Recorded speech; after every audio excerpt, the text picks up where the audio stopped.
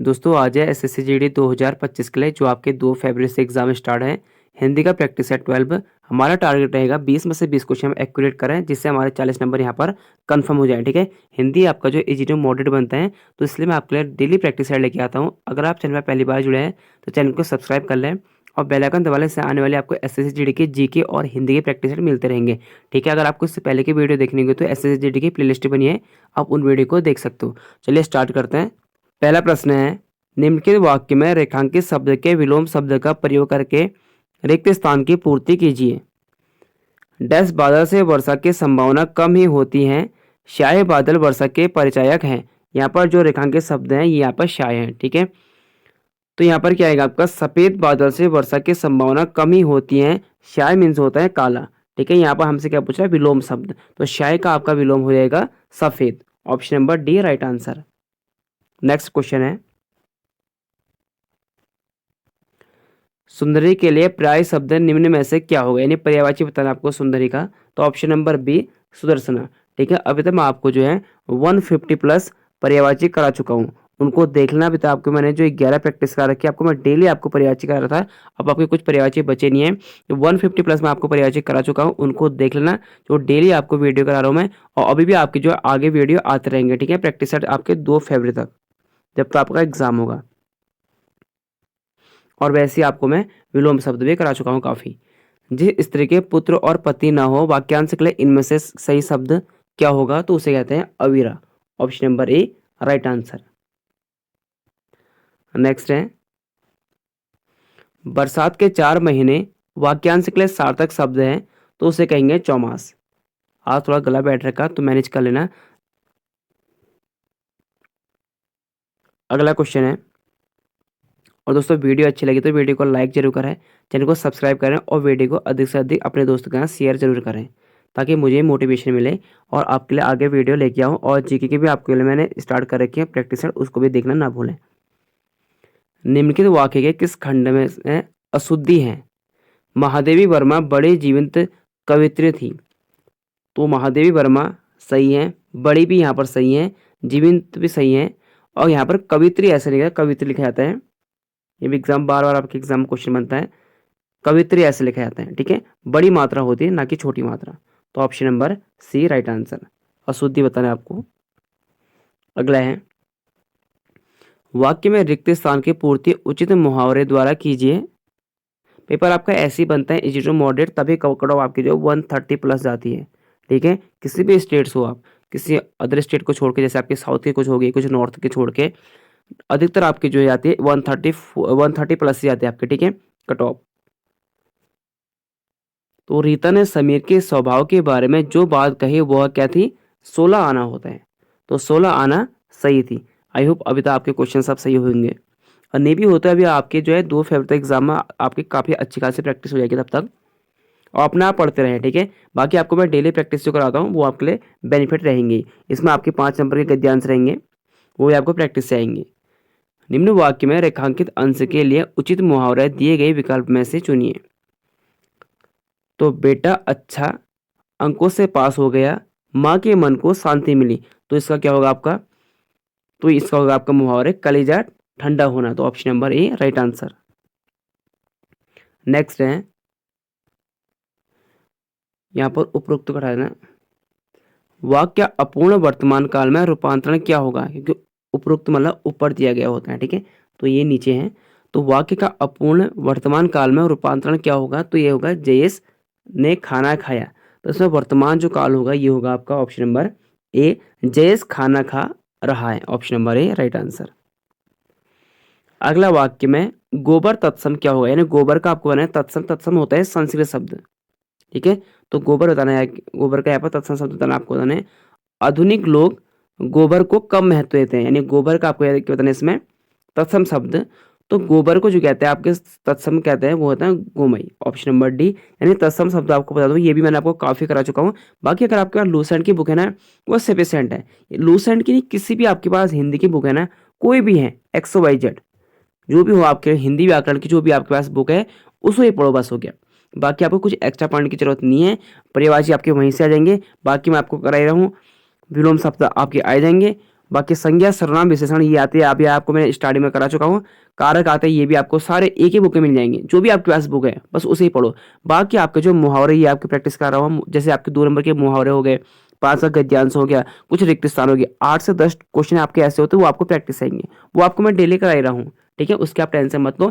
इसलिए हमारा टारगेट जो है 20 में से 20 है, एक भी क्वेश्चन आपका गलत नहीं होना चाहिए। चलो एक आध क्वेश्चन मान लो जल्दीबाजी में हो गया, मैं तो कहता हूँ कि आराम से करो, क्योंकि यही आपका जो है हिंदी आपका स्कोरिंग है, यहाँ आपको एक क्वेश्चन में गलत नहीं करना है। ठीक है, अगला है निम्न के शब्दों में से कौन सा शब्द अनेकार्थी शब्द है, जिसके अनेक अर्थ होते हैं, तो वो हो जाएगा आपका ऑप्शन नंबर बी, मुद्रा। नेक्स्ट है निम्नलिखित वाक्यांश के लिए एक सार्थक शब्द क्या होगा, तो इसका होगा जो इच्छा के अधीन है, तो जो इच्छा के अधीन है उसे क्या कहेंगे हम, ऐच्छिक। Option number C right answer. Next question है फिर, कौन से विकल्प में क्रमशः अकर्मक सकर्मक क्रिया का सही युग्म दिए गए। इससे पहले वाले प्रैक्टिस सेट में आपको 11 प्रैक्टिस सेट में कराया था आपको सकर्मक और अकर्मक क्रिया क्या होते हैं, उसमें आप देखना, आपको अच्छे से मैंने समझा रखा है उसमें। इसलिए कहता हूँ कि चैनल को फॉलो करें और डेली वीडियो देखें। और मैंने आपको वहाँ कारक, सकर्मक, अकर्मक, संज्ञा, सर्वनाम, विशेषण ये आपको मैं डेली बता चुका हूँ। ठीक है, तो आप देखना अकर्मक और सकर्मक क्रिया की क्रिया सही युग्म है, तो अकर्मक क्रिया उसे कहते हैं जहाँ कर्ता का जो है प्रभाव सीधे किसी चीज में ना पढ़कर कर्ता में पड़ता हो, और सकर्मक क्रिया उसे कहते हैं जिसका प्रभाव कर्ता में ना पढ़कर किसी चीज में पड़ता हो, तो उसे कहते हैं आपके सकर्मक क्रिया। सपोज यहाँ पर देखो अकर्मक क्रिया, तो यहाँ पर होगा आपका गिरना, अकर्मक, और सकर्मक होगा देना। Option number A right answer, ये आपके यहाँ पर करेक्ट होंगे। नेक्स्ट है फिर, वाक्य में कारक संबंधी त्रुटि पहचान कर निम्नलिखित में से शुद्ध वाक्य का चयन कीजिए। सुजय राघव को पुस्तक दिया, सुजय राघव को की पुस्तक दी, सुजय राघव की पुस्तक दिया, सुजय ने राघव का पुस्तक दिया, सुजय ने राघव को पुस्तक दिया। तो ऑप्शन नंबर यहाँ पर डी वाला सेंटेंस करेक्ट होगा। ठीक है, डी वाला वाक्य। निम्नलिखित वाक्य में रेखांकित एकार्थी शब्द युग्म का उपयुक्त अर्थ बताइए।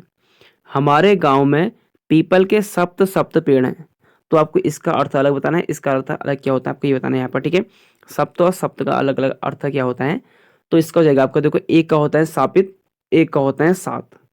सप्त का तो खैर आई थिंक सभी को पता होगा, इसका नहीं पता होगा तो option number A right answer. निम्नलिखित में से शुद्ध वाक्य आपको बताना है इसमें।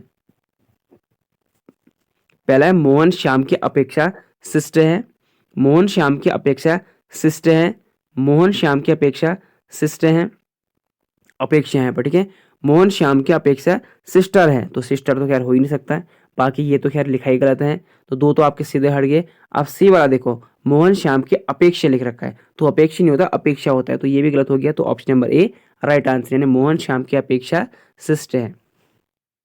तो यहाँ पर आपके 15 क्वेश्चन कंप्लीट हो चुके हैं। आई होप सबके अच्छे खासे नंबर बने होंगे। अब 16 से 20 तक आपके यहाँ पर एक गद्यांश दिया जाएगा आपको, इसमें आप करेंगे एक गद्यांश दिया जाएगा जिसमें आपके यहाँ पर 5 रिक्त स्थान भरने के लिए दिए जाएंगे। ठीक है, सबसे पहले हमें क्या करना है, अगर आपको सबसे पहले गद्यांश पढ़ना है, समझना होगा किस टॉपिक पर है। अगर आप एक बार समझ चुके होंगे तो आप आराम से इसे कर लोगे, इसमें ज़्यादा टफ रहता नहीं। ठीक है, तो कुछ शब्दों को हटा दिए गए हैं जो आपके गद्यांश में है। दिए गए विकल्पों की सहायता से रिक्त स्थानों की पूर्ति कीजिए, प्रत्येक संख्या के लिए सबसे उपयुक्त विकल्प का चयन कीजिए। पहला क्वेश्चन है, भारत कृषि प्रधान क्या है, देश है, तो option number C right answer, Bharat कृषि प्रधान देश है।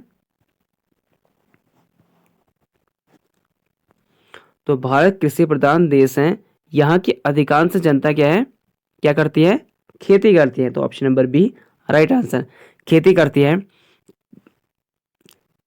अगला देखते हैं,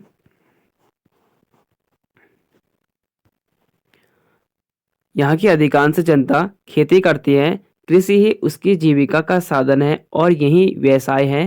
कृषि आज भी कहाँ रहते हैं, शहरों में, विश्व में, देश में। विश्व तो हो नहीं सकता है, काफी स्टूडेंट विश्व भी कर देंगे, कृषि आज भी विश्व में रहता है। कृषक है, ठीक है, यहाँ पर कृषक, तो कृषक यहाँ पर मत कर देना।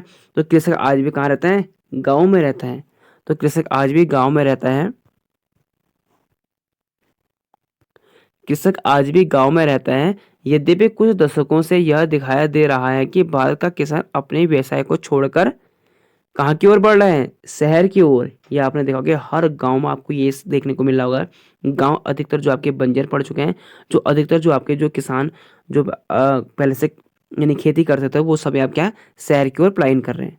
ठीक है, तो शहर की ओर व्यवसाय छोड़कर शहर की ओर भाग रहा है।